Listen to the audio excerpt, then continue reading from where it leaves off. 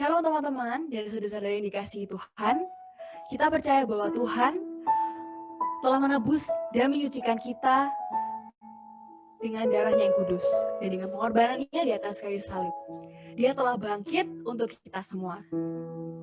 Karena dia hidup, kita tidak akan gentar dalam menghadapi apapun. Dan karena dia hidup, kita percaya bahwa ada hari esok. Maka dari itu, marilah kita merayakan kebangkitan Tuhan dengan menaikkan pujian sebab dia hidup.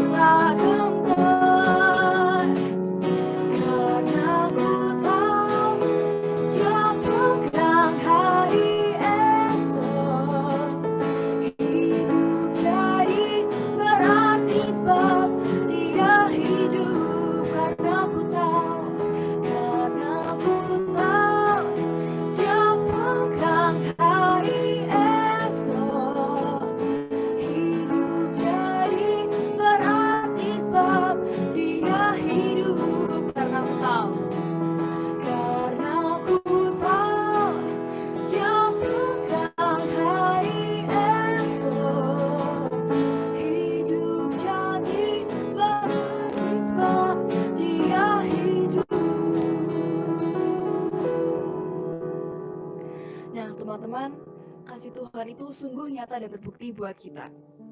Ia telah memberikan hidupnya, menggantikan kita, manusia yang bercela, Dia menebus semua dosa-dosa kita. Betapa mulia dan ajaib karya keselamatan Tuhan pada dunia.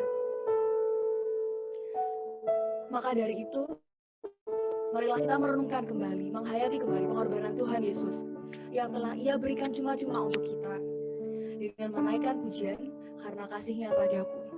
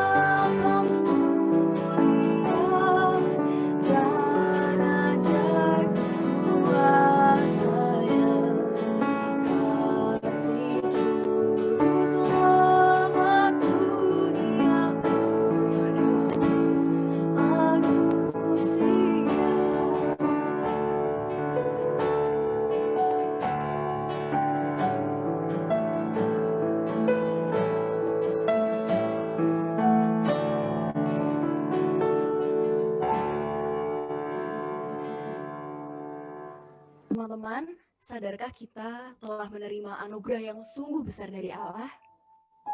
Ia telah menebus kita, menyelamatkan kita yang berdosa ini melalui anaknya yang tunggal yang diutusnya sebagai penebus dunia. Karena Yesuslah kita layak menjadi anak-anak Allah, bukan karena perbuatan kita, tetapi semata-mata oleh karena kasih karunia Tuhan. Mari kita masuk lebih lagi ke dalam hadirat Tuhan dengan membawa segenap hati kita, puji-pujian kita sebagai persembahan yang harum bagi Tuhan.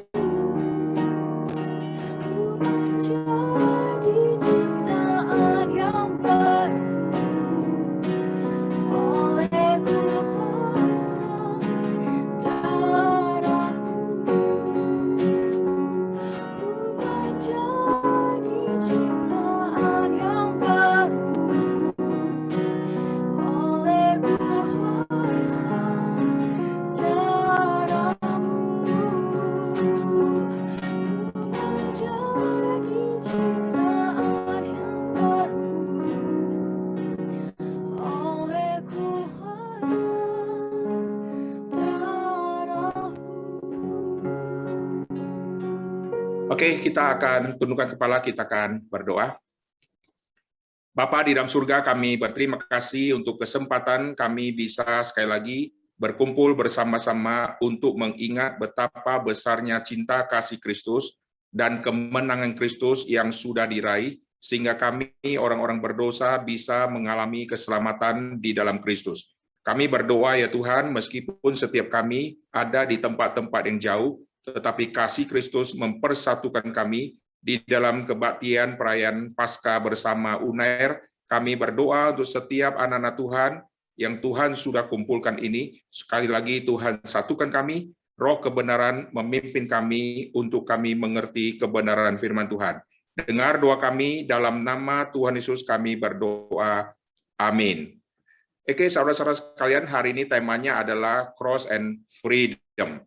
Saya akan mulai dulu tentang kebebasan. Kita akan membaca dulu di dalam ayat Alkitab, nanti saya baru akan jelaskan kaitan antara salib sama kebebasan.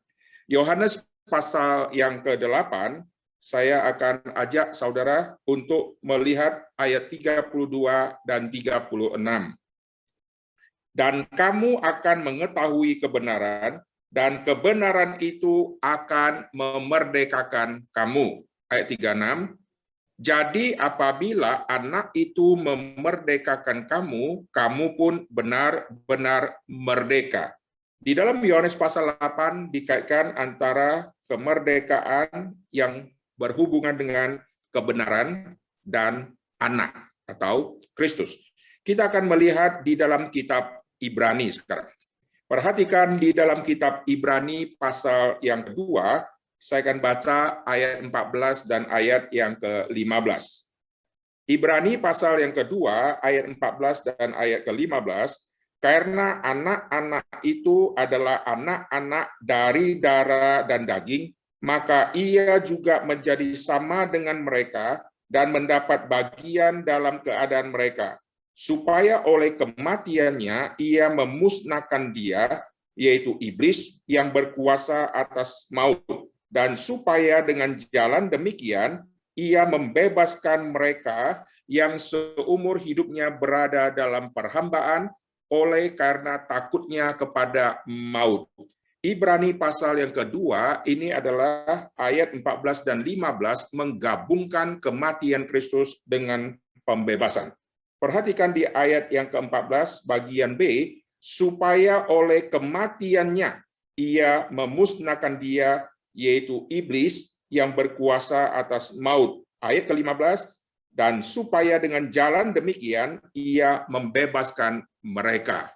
Satu lagi kita akan lihat di dalam Perjanjian Lama, yaitu di dalam kitab Kejadian. Kitab Keluaran, Keluaran pasal yang ke-20. Kita akan melihat Keluaran pasal ke-20 ayat yang pertama dan ayat yang kedua. Lalu Allah mengucapkan segala firman ini, Akulah Tuhan Allahmu yang membawa engkau keluar dari tanah Mesir, dari tempat perbudakan. Nah, saudara perhatikan di dalam Alkitab, tema kebebasan merupakan tema yang sangat-sangat penting, karena di dalam Taman Eden, Tuhanlah yang memberikan kebebasan kepada Adam dan Hawa untuk dia bisa taat kepada Tuhan atau dia pilih untuk memberontak kepada Tuhan.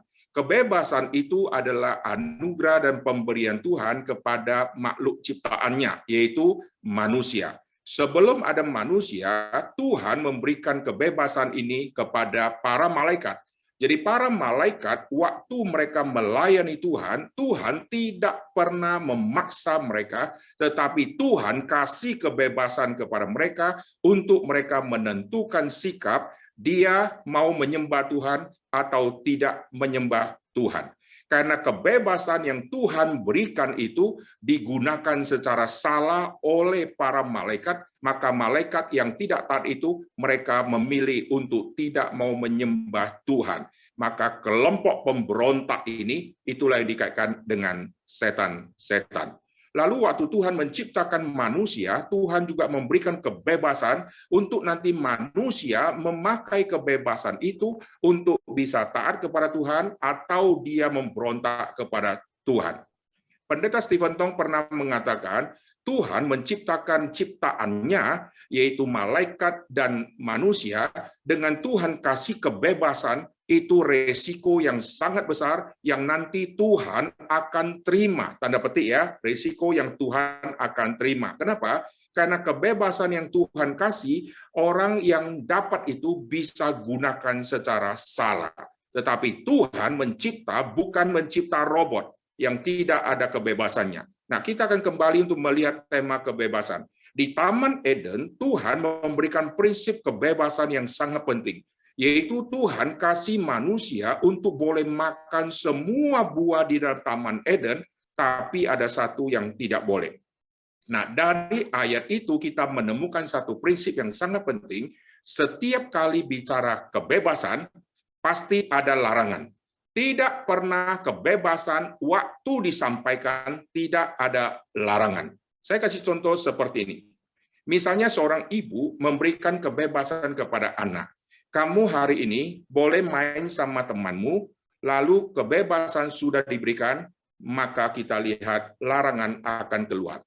Kamu boleh main sama temanmu, tapi ingat, nanti jam siang kau harus cepat pulang, karena kamu nanti makan siang bersama mama dan papa jam 12.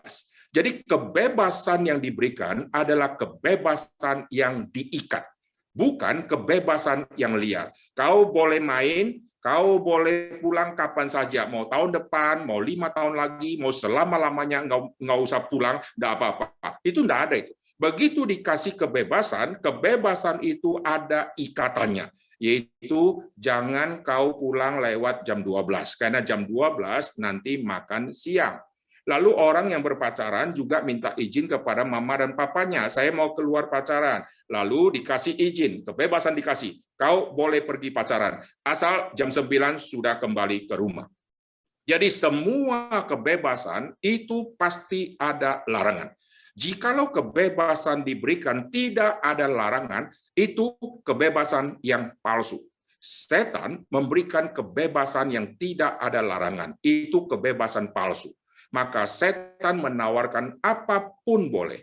Kau boleh lakukan apapun. Kenapa kau harus taat kepada Tuhan? Kau ini manusia bebas. Kau ini tidak boleh dikekang oleh siapa saja. Kau disuruh pulang jam 12, kenapa harus pulang jam 12? Kau harus pergi. Kau pergi saja. Kau gunakan hakmu. Bukankah hak asasi manusia tidak boleh dikekang oleh siapapun?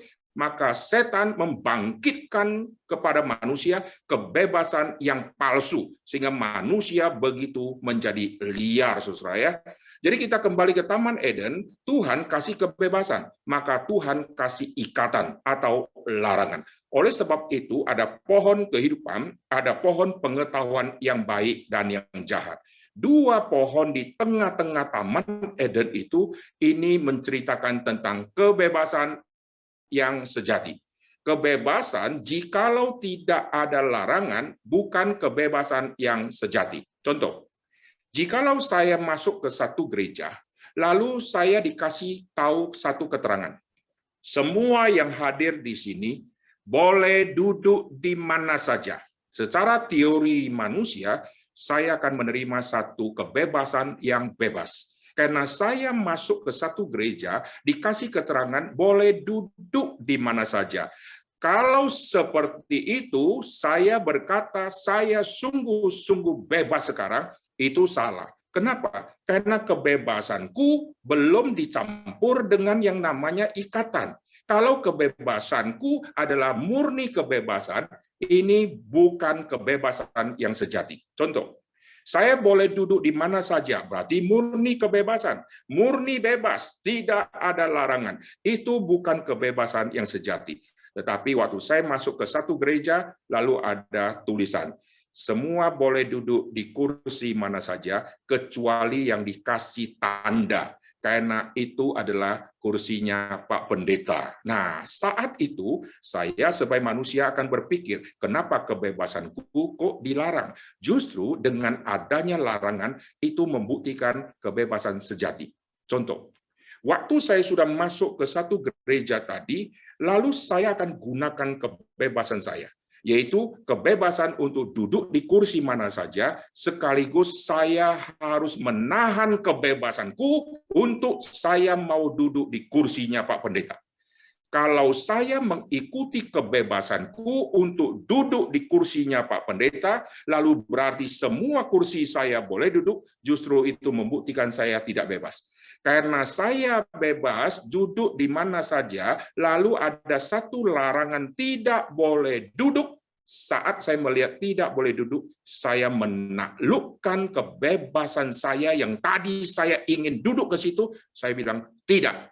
Saya tidak akan duduk di situ. Saat itulah saya disebut betul-betul bebas. Maka kalau saudara mengerti prinsip kebebasan ini, saudara akan nanti mengerti prinsip kebebasan ini dijabarkan di dalam Alkitab. Bukankah segala sesuatunya boleh? Silakan, kau bebas, semuanya boleh. Tetapi tidak semuanya berguna. Nah, saudara perhatikan, bebas, langsung dikasih ikatan dan larangan. Kau silakan apa saja, tetapi tidak semuanya berguna. Nah, lalu sekarang saya menggunakan kebebasan saya, lalu saya mau lakukan apa saja, karena boleh, saya lakukan apa saja. Lalu ditambah kalimat, tidak semuanya berguna. Sekarang saya ketemu sesuatu, saya mau lakukan. Lalu saya mulai mikir, saya bisa lakukan, tapi tidak ada guna. Maka saya tahan kebebasanku, saya tidak mau lakukan hal itu. Itu membuktikan saya bebas. Di dalam Alkitab, manusia yang bebas, segala sesuatu dia mau lakukan secara bebas, justru itu dia sedang jatuh ke dalam dosa yang sudah begitu fatal.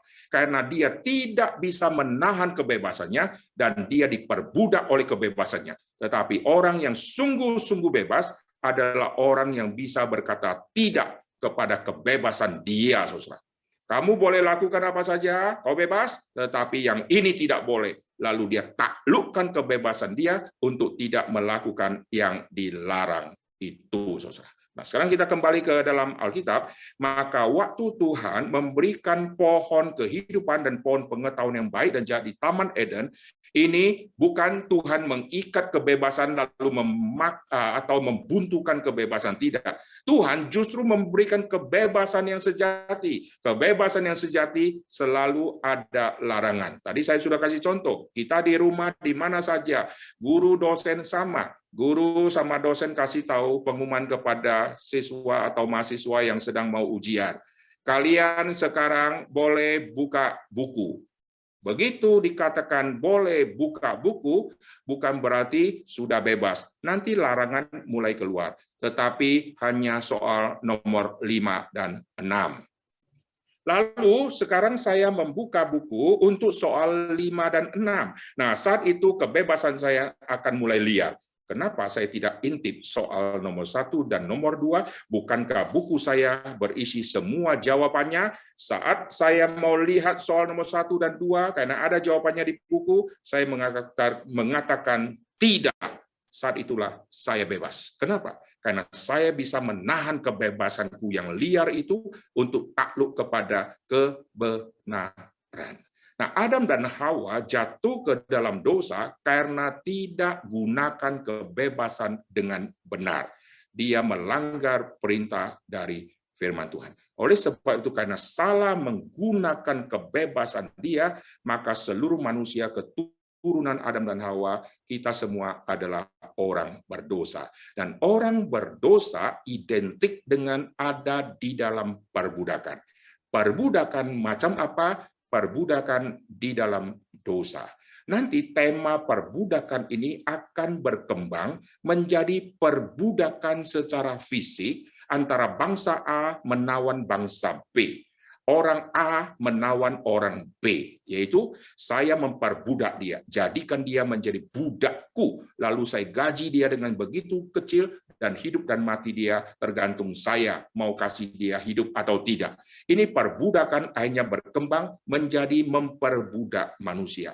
Maka kita lihat sampai kepada zaman Musa, perbudakan ini terjadi. Dan perbudakan secara fisik, yaitu perbudakan antara bangsa Mesir memperbudak bangsa Israel, ini menjadi kasus yang lebih besar daripada hal yang bersifat dosa. Nah, perhatikan di sini. Apa yang terjadi di bangsa Israel? Mereka selalu berpikir kami diperbudak secara fisik. Ini adalah kasus yang sangat besar. Mereka tidak sadar mereka sedang diperbudak oleh dosa. Bagi mereka yang fisik ini yang harus cepat diselesaikan, maka mereka minta Tuhan untuk membebaskan mereka. Tetapi mereka tidak pernah minta, Tuhan bebaskanlah kami dari semua polusi ilah-ilah Mesir yang sudah meracuni iman setiap kami.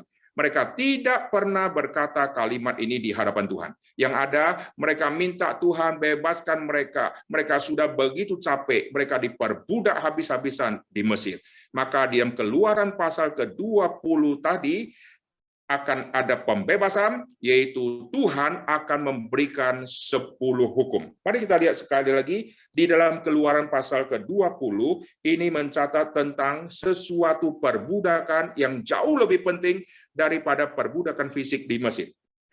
Keluaran pasal ke-20, ayat 1 dan ayat 2, lalu Allah mengucapkan segala firman ini, akulah Tuhan Allahmu yang membawa engkau keluar dari tanah Mesir, dari tempat perbudakan. Perhatikan, di dalam pendahuluan ini disebut ada wilayahnya, yaitu ada Mesir. Lalu Mesir itu dikaitkan dengan tempat perbudakan. Nah, perhatikan, kalau kita membaca sekilas, kita akan menangkap Mesir berhubungan dengan perbudakan, berarti murni perbudakan fisik. Padahal tidak. Kalau ini adalah murni perbudakan fisik, hukum pertama tidak perlu tulis kalimat ini. Perhatikan. Jangan ada padamu Allah lain di hadapanku. Hukum pertama tidak cocok. Kenapa? Perhatikan, kalau ayat kedua ini bicara tentang Mesir, bicara tentang perbudakan fisik, maka ayat pertama lebih cocok begini. Jangan kau ingat lagi muka Firaun yang tidak simetris itu.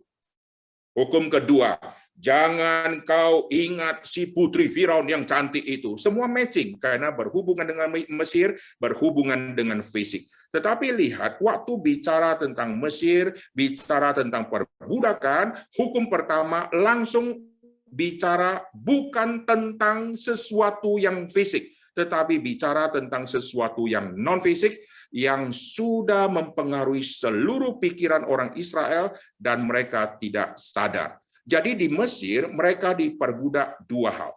Hal pertama, fisik mereka diperbudak. Hal kedua, otak, tingkah laku, semua karakter mereka sudah dikontaminasikan oleh semua polusi yang ada di Mesir. Lalu Tuhan waktu membebaskan mereka, menghancurkan Mesir secara fisik, terlalu gampang. Tuhan berkata, aku bisa menghancurkan Firaun dari jauh-jauh hari, tapi aku tidak mau lakukan, karena aku mau mempermainkan Mesir. Untuk kalahkan Firaun terlalu gampang. Maka kita lihat perbudakan fisik diselesaikan oleh Tuhan terlalu gampang. Tuhan memakai waktu yang seolah-olah panjang, bukan karena Tuhan tidak berkuasa. Tuhan mempermainkan semua ilah-ilah di Mesir. Tuhan jatuhkan hukuman kepada semua ilah-ilah di Mesir, supaya seluruh dunia waktu itu mengetahui ilah di Mesir adalah ilah yang palsu dan ilah yang mati. Jadi waktu Tuhan hancurkan Mesir, di balik tindakan Tuhan, Tuhan mempermalukan ilah. Tuhan menghajar semua ilah. Tetapi orang Israel menangkapnya, yaitu orang Mesirnya yang dipermalukan oleh Tuhan. Mereka tidak nangkap ilahnya dipermalukan oleh Tuhan. Oleh sebab itu, waktu mereka sudah di padang gurun, mereka menghidupkan kembali ilahnya Mesir, yaitu lembu emas. Mereka munculkan di padang gurun. Berarti mereka masih di dalam perbudakan. Meskipun sudah bebas, meskipun sudah di dalam on the way menuju tanah Kanaan, mereka sudah ada di padang gurun, tetapi mereka masih diperbudak. Mereka diperbudak secara pikiran mereka, Tubuh mereka sudah tidak ada di Mesir, tapi otak mereka masih merindukan Mesir, yaitu makanan di Mesir, kehidupan di Mesir begitu enak, di padang gurun tidak enak. Lalu mereka menghidupkan kembali semua ilah-ilah yang pernah mereka ketahui. Maka di dalam Alkitab dicatat, selama 40 tahun, bangsa Israel di padang gurun, mereka tidak pernah menyembah Tuhan. Mereka membuat patung, lalu mereka menyembah patung di dalam perjalanan di padang gurun. Jadi mereka produksi patung. Bayangkan, sambil jalan, sambil mengikuti tiang awan, tiang api, punya kesempatan untuk buat patung. Heran, saudara. Contoh, satu suku, ada satu keluarga sedang buat patung. Di dalam membuat patung, pasti akan ada alat. Pasti akan ada benda yang dia akan kerjakan. Waktu dia kerjakan, dia ketok-ketok, dia pahat-pahat, emangnya tetangga-tetangga yang lain, suku-suku yang lain tidak lalu lalang dan tidak melihat. Lalu kalau ada satu yang kepo, yang sudah lihat, dalam waktu singkat seluruh suku yang lain pasti sudah mengetahui. Tetapi 40 tahun kenapa semua kok diam-diam?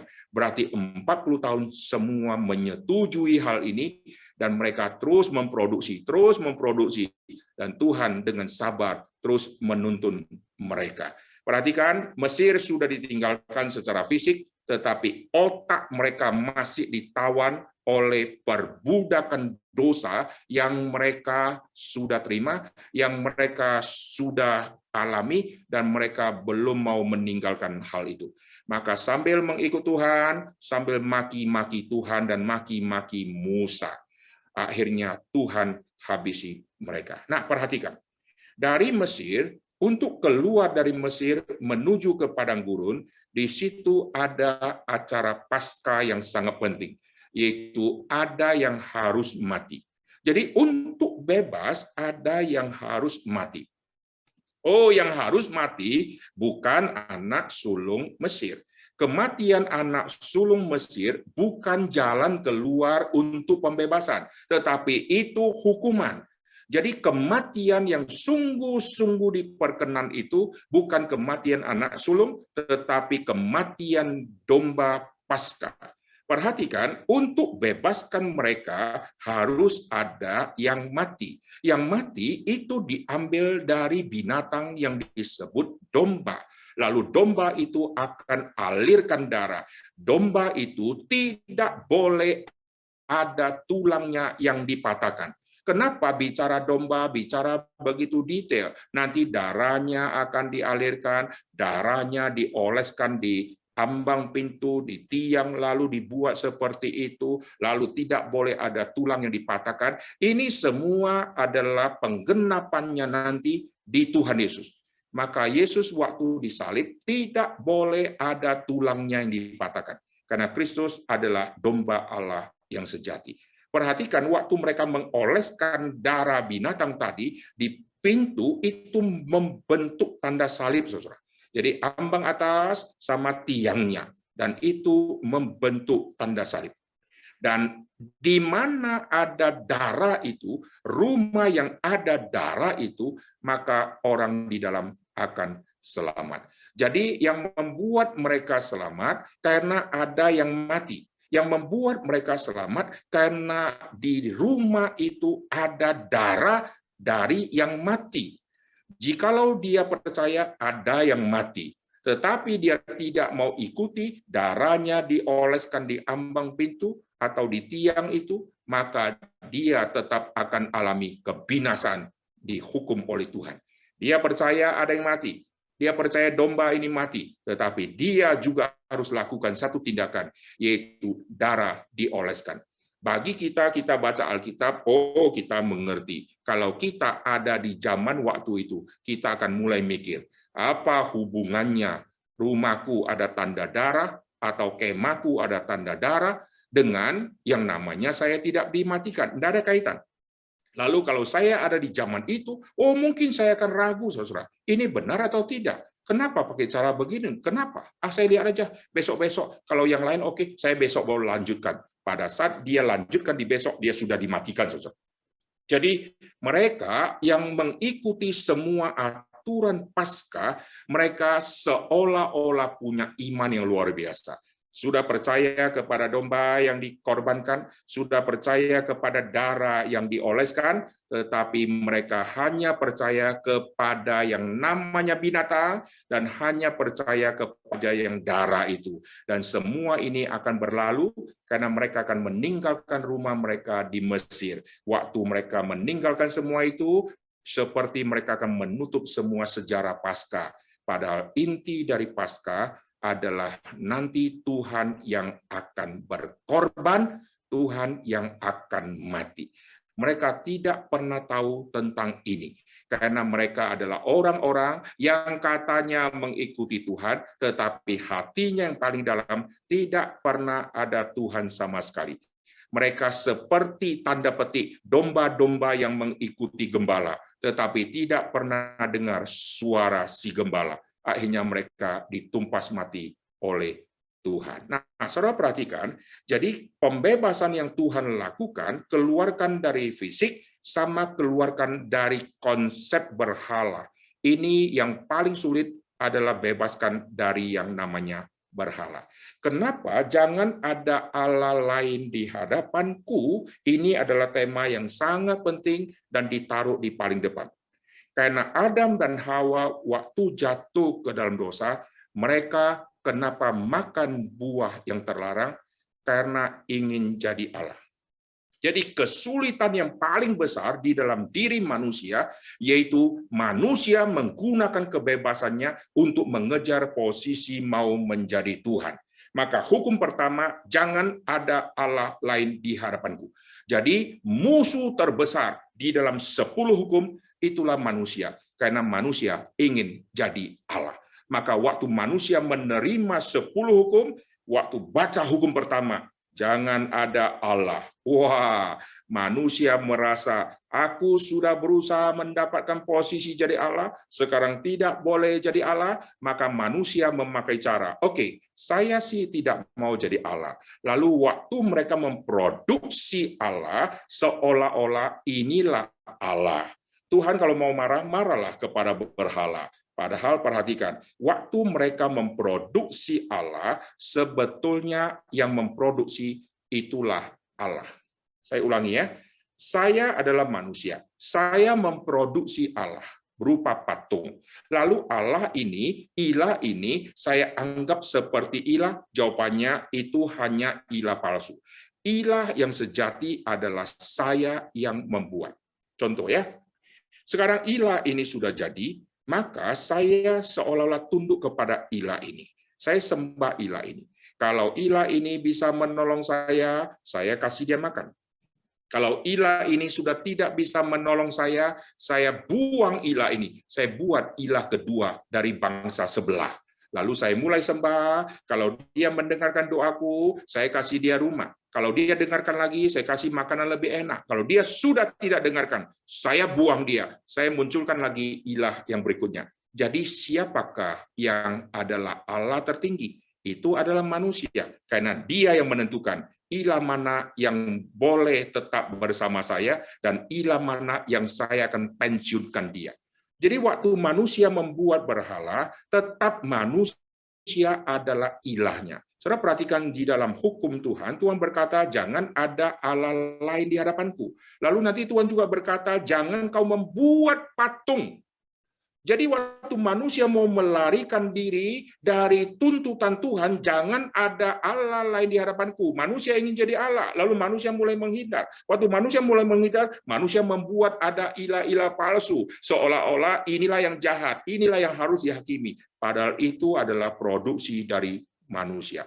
Maka kita lihat di dalam Alkitab, Tuhan waktu menghukum manusia berdosa, seringkali Tuhan menghukum ilah-ilahnya, ilah buatan manusianya, Tuhan hukum dengan cara apa? Bakar habis, hancurkan tugu-tugu berhala.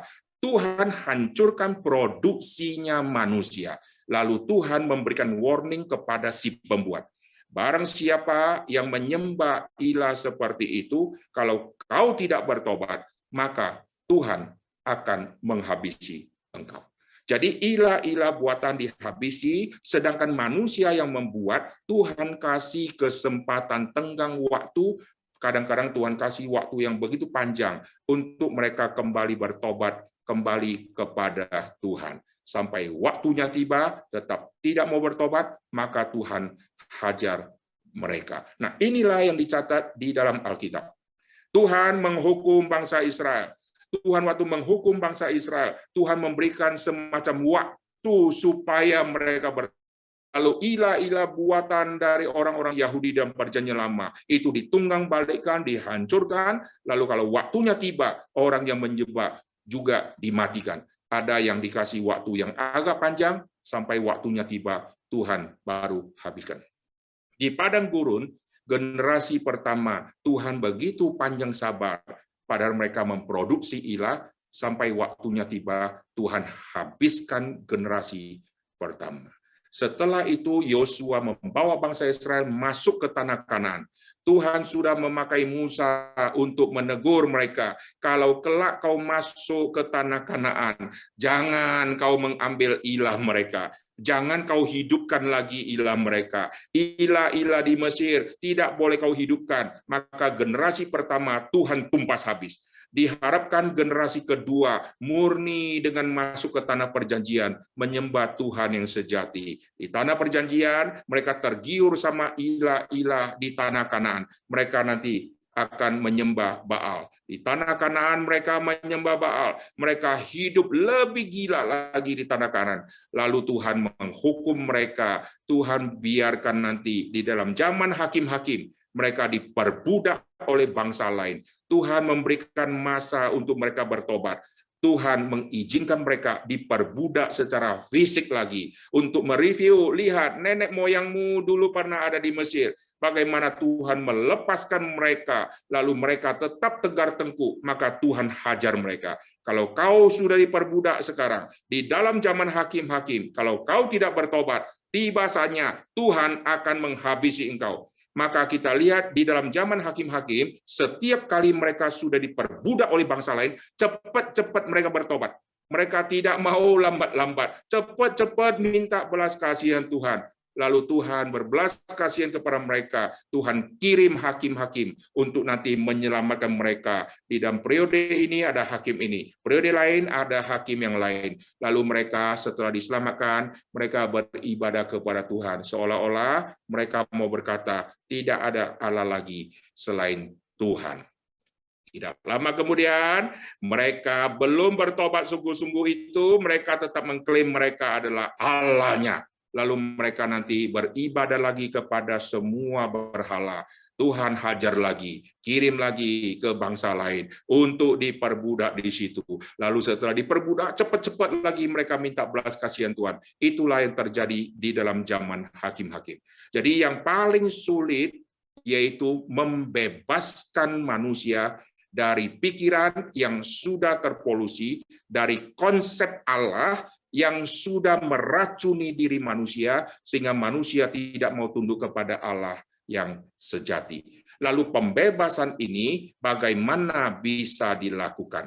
Maka kita lihat di dalam Perjanjian Lama, mereka melakukan semacam simbol pembebasan ini melalui bunuh binatang, yaitu setiap hari Paskah ada domba Paskah yang dibunuh. Untuk review apa? Untuk review pembebasan yang pernah Tuhan kerjakan di dalam zaman Mesir. Mereka ulangi sebagai satu tradisi setiap tahun, tetapi mereka lupa makna di balik semua itu adalah pertobatan yang sejati untuk kembali kepada Tuhan yang sejati. Dan mereka kira mereka sudah percaya kepada Tuhan yang sejati, padahal mereka tidak nangkap yang membebaskan mereka domba Paskah yang sesungguhnya, bukan yang mereka siapkan.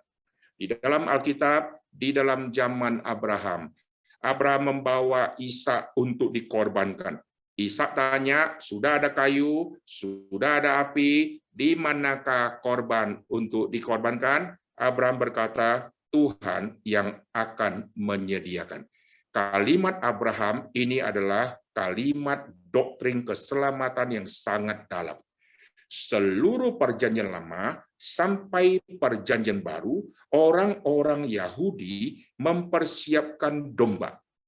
Mereka mempersiapkan domba untuk hari Paskah. Mereka yang memilih domba, mereka yang menentukan domba mana yang mereka akan kurung, mereka yang pergi ke pasar, atau mereka yang ternak, mereka yang lakukan semua itu.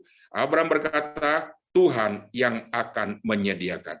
Maka waktu mereka menyediakan domba, mereka kira setiap hari Paskah, maka selesailah dosa mereka di hadapan Tuhan. Karena ada binatang yang sudah dimatikan, darahnya sudah dialirkan. Tetapi mereka lupa, domba itu kau yang siapkan. Abraham berkata, Tuhan yang menyediakan.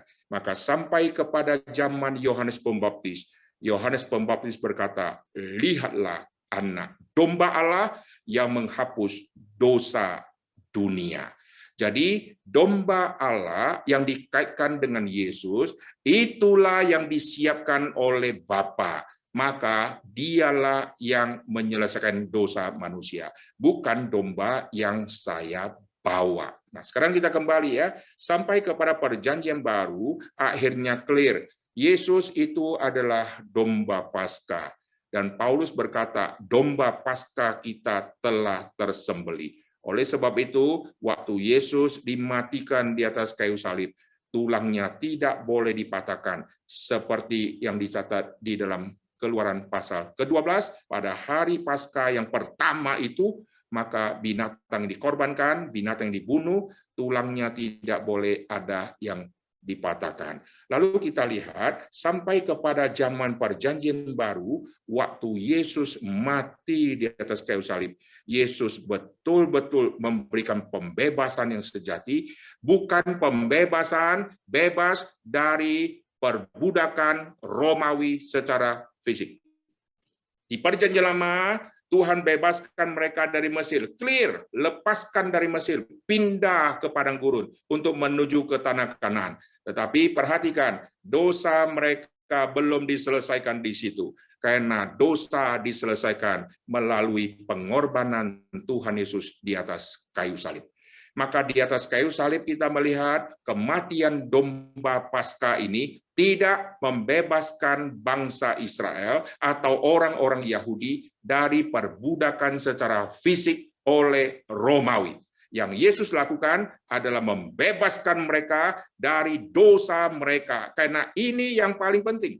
Jikalau ini tidak mereka terima, meskipun mereka sudah bebas dari penjajahan fisik, mereka tetap di dalam perbudakan yang mengerikan. Justru sudah bebas dari perbudakan fisik, karena perbudakan secara ilah, secara dosa mereka belum dibereskan, akhirnya Tuhan hukum mereka dengan ada bangsa lain yang memperbudak, yang tadi di dalam zaman hakim-hakim. Waktu bangsa lain sudah diselesaikan, mereka sudah bebas, mereka bebas tapi belum bertobat. Akhirnya ada perbudakan fisik lagi, lalu sudah bebas, nanti perbudakan fisik lagi. Perbudakan fisik tidak pernah akan berhenti kalau perbudakan dosanya tidak diselesaikan. Maka kita lihat Tuhan Yesus yang waktu mati di atas kayu salib, Yesus menyelesaikan perbudakan secara dosa, tetapi tidak menyelesaikan perbudakan secara fisik karena dijajah oleh bangsa Romawi. Orang-orang Yahudi pikir kalau Mesias datang, kami akan bebas secara fisik. Mereka kembali kepada zaman PL, ingin bebas dari Mesir. Setelah bebas, mereka akan berdosa lebih gila lagi, karena mereka tetap mau jadi Allahnya. Tapi Yesus mati untuk menyelesaikan dosa mereka, dan orang-orang Kristen yang sudah bertobat, dari Yahudi yang sudah bertobat, mereka mengerti anugerah Tuhan begitu besar, dan mereka sadar perbudakan fisik ini Tuhan izinkan. Kami dijajah oleh Romawi, ini Tuhan izinkan. Mereka tidak menyangkal Tuhan, tetapi karena dosa sudah dibereskan, maka dalam kondisi perbudakan seperti itulah, Injil Tuhan menyebar gila-gilaan, lalu terus menyebar makin luas, yang sebelumnya tidak pernah terjadi. Di dalam perjanjian lama, waktu bangsa Israel sedang diperbudak secara fisik, tidak pernah mereka sharing cinta kasih Tuhan. Kenapa? Karena mereka sedang merasakan Tuhan mengkutuk mereka. Mereka tidak ada hati mau share kebaikan Tuhan. Karena bagi mereka, Tuhan kenapa jahat seperti ini? Tuhan, kami sudah minta ampun, kenapa tidak hari ini cepat bebaskan kami? Di dalam perjanjian baru, waktu mereka yang sudah terima Kristus, yang sudah dibebaskan, mereka akhirnya mengerti perbudakan fisik yang kami terima karena kami dijajah oleh Romawi. Ini justru kami ikut menderita bersama-sama dengan Kristus. Karena di dalam masa Yesus hidup, Yesus pun tidak menghancurkan kerajaan Romawi. Bahkan Yesus dipermalukan oleh prajurit-prajurit Romawi. Waktu mereka menangkap Yesus, mereka mengerjakan Yesus gila-gilaan, dan mereka betul-betul menghina Tuhan Yesus. Yesus biarkan orang Romawi tetap ada. Karena yang paling penting, bukan selesaikan yang Romawi. Karena Romawi akan tiba saatnya, waktu dia sudah harus punah, maka dia akan punah. Tetapi bereskan dosa, ini tidak bisa dilihat sampai waktunya tiba, maka semua akan bertobat. Tidak. Jikalau Kristus tidak mati, maka sia-sia semua penantian manusia untuk bisa selesaikan dosa. Manusia tetap hidup di dalam konsep dia, yaitu ingin jadi Allah. Waktu dia ingin jadi Allah, dia diperbudak oleh keinginannya, dan dia kira dia bisa bebas lakukan apa saja. Dia bebas untuk mematikan Tuhan Yesus. Dia bebas untuk melawan Tuhan. Pada saat dia bebas segala-galanya, itu kebebasan dari setan. Kebebasan yang sejati adalah kebebasan yang ditaklukkan di dalam kehendak Tuhan. Yesus di Taman Getsemani punya kebebasan. Dan dia berkata, kebebasanku ku taklukkan di bawah kebebasan Bapa. Janganlah kehendakku, tetapi kehendak Bapa. Nah, ini betul-betul kebebasan. Kebebasan yang takluk kepada kebenaran. Karena Kristus diutus oleh Bapa untuk mati. Maka Injil Yohanes tadi yang kita baca, kebenaran itu akan memerdekakan kamu. Kebenaran lalu dikaitkan dengan anak. Karena kebenaran di dalam Kristus, itulah kunci pembebasan dari setiap kita. Oleh sebab itu, semua keselamatan itu mengacu kepada Kristus Sang Pembebas. Karena Kristus adalah domba Paskah yang dikorbankan, dan Kristus adalah kebenaran itu sendiri.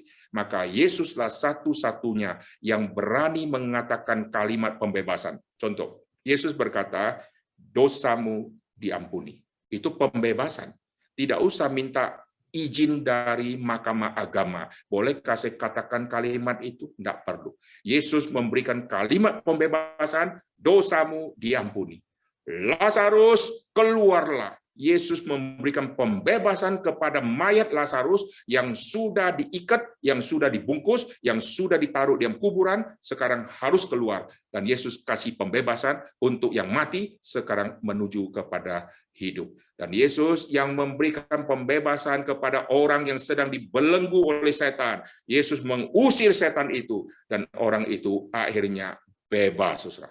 Jadi di dalam perjanjian baru kita lihat betul-betul Yesus yang memberikan pembebasan. Pembebasan dari ikatan dosa, pembebasan dari setan, pembebasan dari segala sesuatu. Dan Yesus yang menawarkan kepada mereka, marilah semua yang letih lesu dan berbeban berat, aku akan memberikan kelegaan kepadamu. Nah, mari kita lihat kembali di dalam kitab Ibrani sekarang.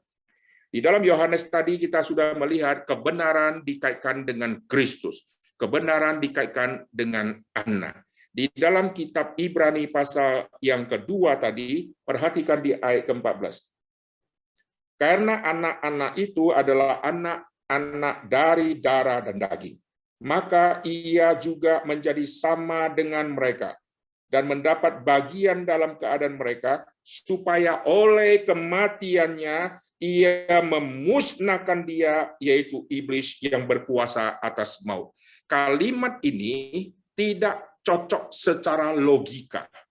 Saudara perhatikan, jikalau kita nonton film, satu jagoan melawan ada satu bandit yang begitu hebat. Lalu waktu terjadi perlawanan, lalu pertikaian, kita menyaksikan film ini dari awal sampai habis, kita akan merasa senang sekali jikalau si musuh tadi dibunuh oleh si yang jagoan. Lalu kita pulang, semua tersenyum. Tetapi kalau kita nonton film itu, si jagoannya mati, lalu si penjahatnya juga mati, si jagoan mati, penjahat juga mati, kita pulang ada sedikit kecewa. Ini sutradara buat skenario, kenapa si jagoan dimatikan? Lalu, waktu kita nonton film yang sama, jagoan sudah mati, lalu penjahat mati. Mendadak, tidak lama kemudian, ada syuting adegan menuju ke kuburan. Tiba-tiba tangan penjahat keluar dari kuburan. Sret! Waduh, kita pulang kecewa. Waduh, kirain sudah selesai. Akhirnya kita lihat si tangan si penjahat keluar. Berarti nanti akan ada seri kedua. Berarti belum menang tuntas. Ini si penjahat kelak akan balas dendam. Wah, kita kalau sudah nonton seperti itu, satu sisi kita kecewa, sisi yang lain kita penasaran, ingin lihat serial yang kedua. Nah, kita lihat yang kitab Ibrani. Yesus melawan setan. Yesus melawan iblis. Lalu Yesus mati. Nah, enak, saudara ya. Yesus melawan setan, setan dimatikan, Yesus hidup. Wah, enak. Tetapi saudara perhatikan, ini cara yang berbeda dengan logika manusia. Logika manusia kalau menang, yang menang tidak boleh mati. Yang kalah dimatikan. Ini logika manusia. Di dalam cara keselamatan yang Tuhan tetapkan, Yesus yang jagoannya, Yesus yang juru selamatnya, tidak boleh tidak mati. Lalu si setannya yang dihabisi. Tidak boleh pakai cara itu. Yesus si jagoannya harus mati. Waktu sudah mati, dia harus bangkit. Kenapa mesti pakai cara ini? Saudara perhatikan, cara ini tidak boleh ada cara yang lain yang bisa menggantikan. Ini adalah cara yang sudah final, yang sudah mutlak dan absolut. Kenapa bisa seperti itu? Karena manusia yang sudah berdosa, manusia mempunyai upahnya. Upah dosa adalah maut. Karena upah dosa adalah maut, semua manusia akan mengalami maut. Maka kalau saya yang akan alami maut, saya akan dibebaskan dari maut, maka perlu ada orang yang bebaskan saya yang akan kalahkan maut. Maut itu kematian. Untuk mengalahkan kematian, maka hanya satu cara. Dia harus mati seperti kita yang mati. Semua kita mati karena dosa, tetapi kita kalah karena upah kita waktu berdosa adalah maut. Maka kalau mau selesaikan upah dosa adalah maut, yang menyelesaikan itu dia harus alami maut. Kalau dia alami maut, tetapi tidak bangkit seperti kita yang semua alami maut, yang tidak ada pengharapan ini, maka dia juga sama. Dia dikalahkan oleh alam maut. Tetapi Yesus yang alami maut, Yesus yang sengaja harus hidup di dalam dunia sebagai manusia supaya bisa mati karena bertubuh manusia. Yesus yang akan menanggung semua dosa manusia, maka dia alami maut. Waktu dia alami maut, dia bukan alami maut karena upah dosa dia. Nah, perhatikan di sini. Semua kita akan alami maut karena upah dosa adalah maut. Yesus tidak mungkin bisa alami maut. Kenapa? Karena Yesus tidak berdosa. Upah dosa adalah maut. Saya cocok alami maut. Yesus tidak berdosa, maka Yesus tidak bisa alami maut.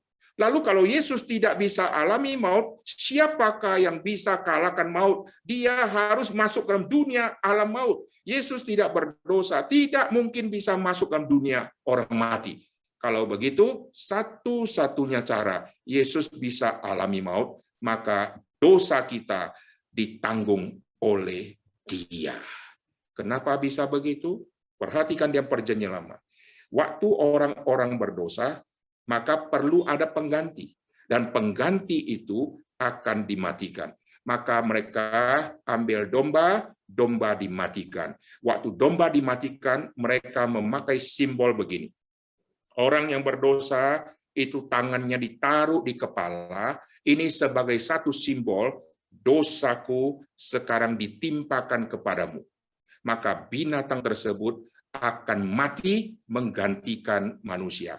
Binatang kalau bisa ngomong, binatang kan berkata begini, saya tidak bersalah, saya tidak mati, lu yang mati, kok enak gua yang mati.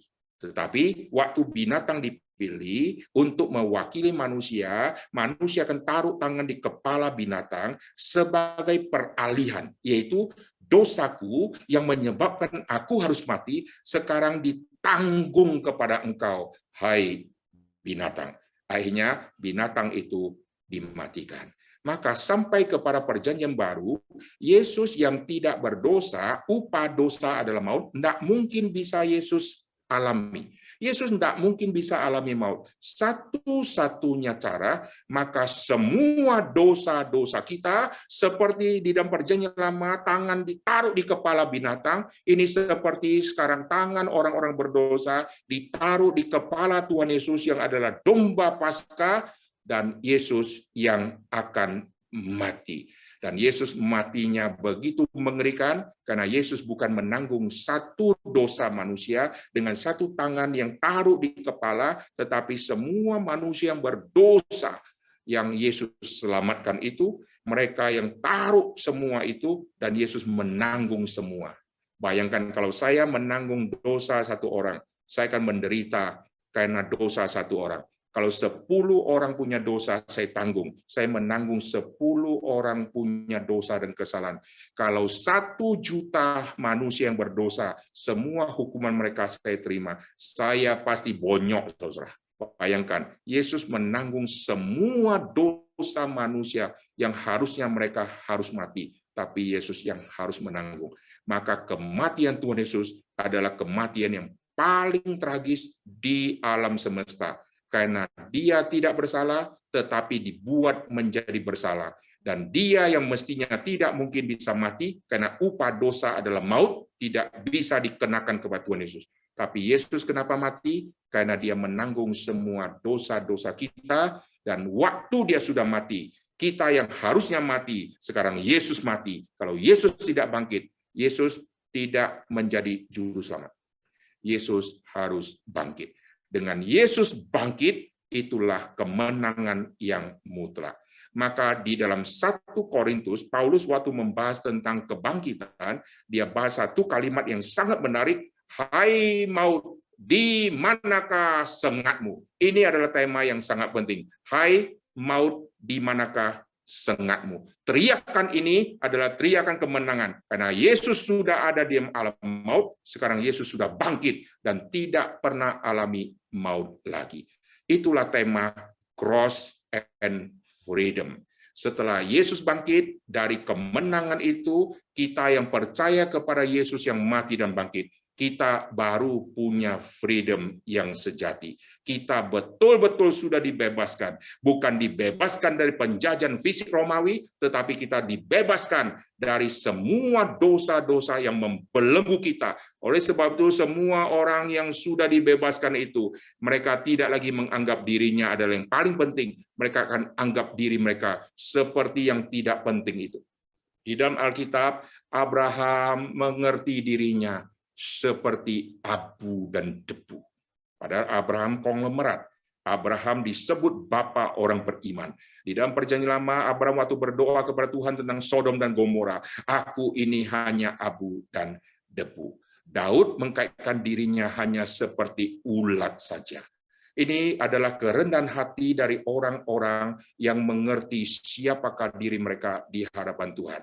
Sedangkan yang belum menerima Tuhan, mereka kira mereka masih seperti Allah, yang menolak Allah, lalu berani memberontak kepada Allah.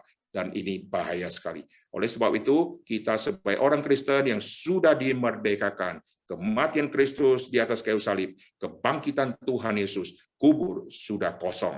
Kristus sudah menang. Ini pengharapan untuk kita membawa berita Injil kepada banyak manusia yang belum mengenal Tuhan. Dan dulu sebelum kita mengenal Kristus, Kita adalah hamba dosa, kita tidak bisa lari dari ikatan dosa. Setelah ada Kristus, kita bisa berkata tidak untuk dosa-dosa. Itulah kebebasan yang sejati. Mari kita berdoa. Bapa di surga, kami berterima kasih untuk firman Tuhan yang sudah kami dengarkan. Kami bersyukur untuk semua karya pengorbanan Kristus di atas kayu salib yang mati dan bangkit untuk setiap kami. Dan hamba-Mu berdoa untuk setiap kami yang mendengarkan firman Tuhan ini, kami yang sudah diselamatkan, kami yang sudah diberikan kebebasan yang sejati, yaitu kebebasan di dalam anugerah Tuhan dan kebebasan di dalam takluk kepada Tuhan. Tuhan pakai setiap kami di dalam dunia ini, biar kami menggunakan kebebasan yang Tuhan sudah berikan untuk kami melayani Tuhan dengan leluasa, tidak lagi takut, tidak lagi kami menyombongkan diri, tetapi kami melayani karena kami tahu Tuhan berbelas kasihan kepada kami, orang-orang yang tidak berguna ini. Terima kasih Tuhan, dengar doa kami dalam nama Tuhan Yesus kami berdoa. Amin. Oke, saudara sekalian, saya serahkan kepada MC. Kita akan melanjutkan acara kita. Terima kasih, Tuhan memberkati.